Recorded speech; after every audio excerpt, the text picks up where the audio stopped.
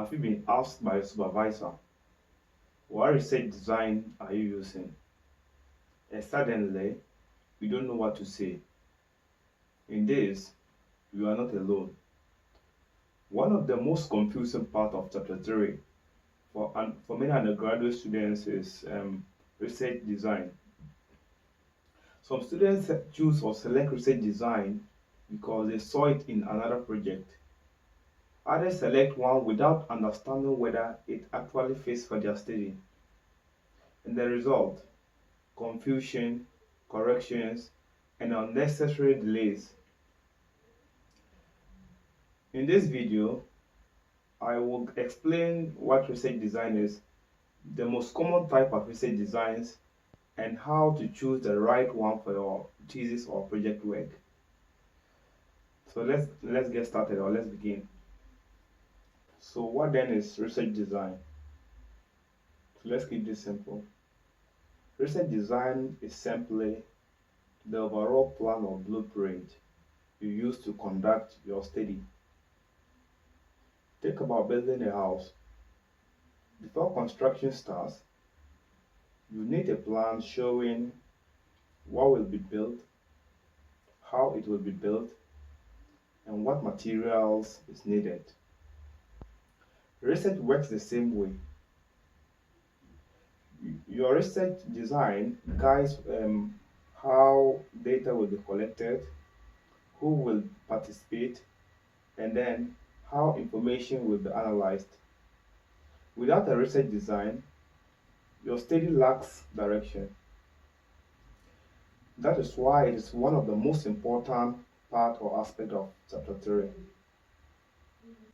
A good research design helps you collect relevant data, answer your research questions, achieve your research objectives, improve the credibility of your study.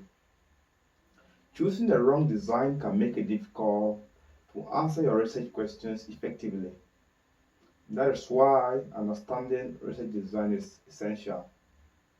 So now, let's look at some of the most common research designs. Number 1, descriptive survey design. This is one of the most popular designs among undergraduate students. It is used when the researcher wants to describe opinions, behaviors, or characters of a group. For example, assessing students' attitude towards online learning. Data is often collected through questionnaires, surveys, or interviews. Use this design when you want to know what is happening, what people think, and what people do. Number 2 is case study design. A case study design focuses on a particular person, school, organization, community, or event. For example, investigating the cause of poor academic performance in a specific school. This design allows for detailed investigation of a specific case. Use it when you want deep understanding rather than broad generalization. Number 3 is action research design. This design is very common in colleges of education and among teachers. Action research design focuses on solving an immediate problem. For example, improving pupils' understanding of fractions using educational games. In this, the researcher identifies a problem, introduces an intervention, and measures improvement. The goal of this is practical problem solving. And number 4 is experimental design. This design is used when the researcher wants to test cause and effect relationship. For example, determining whether video simulation improves students' understanding of science concepts.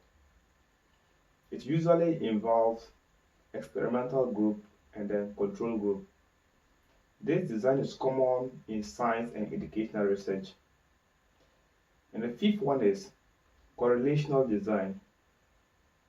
This design examines relationship between variables. For example, relationship between steady habits and academic performance. The goal is not to prove cause and effect.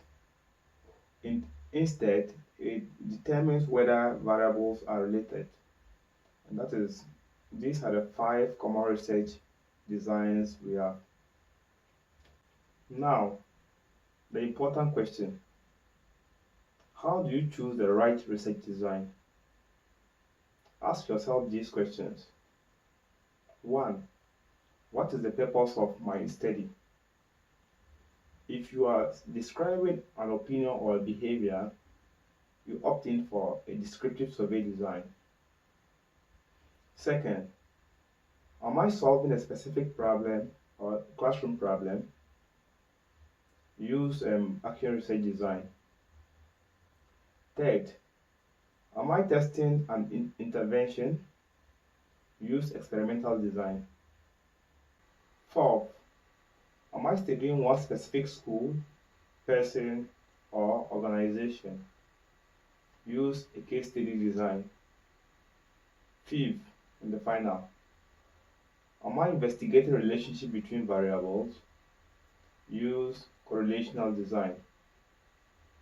The research problem should guide your design, not other way around. Common mistakes that students make when choosing a research design. 1. Choosing a design because another student is using it. Your study is unique or different. Choose a design that fits your objectives. Mistake 2. Failing to justify the design. Always explain why you selected a particular design. Number 3. Using complicated terminologies without understanding it.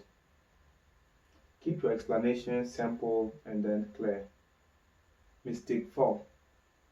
Selecting a design that does not answer the research questions. Your design must support your research objectives and the set of questions. If there's one thing I want you to remember from this video, is this: research design is simply the plan that guides your study. Don't choose a design because it sounds academic. Choose a design that best helps you answer your research questions and then achieve your objectives.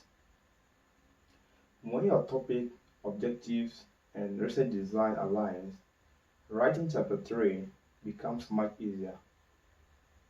If this video helped you understand research design better, subscribe for more simplified research tutorials for undergraduate students. Here on Undergraduate Research Africa, we make thesis writing, project work, research methodology, literature review, and APA referencing easy to understand. Let me know in the comments, what research design are you using for your research project? Thanks for watching. I will see you in the next video. Bye.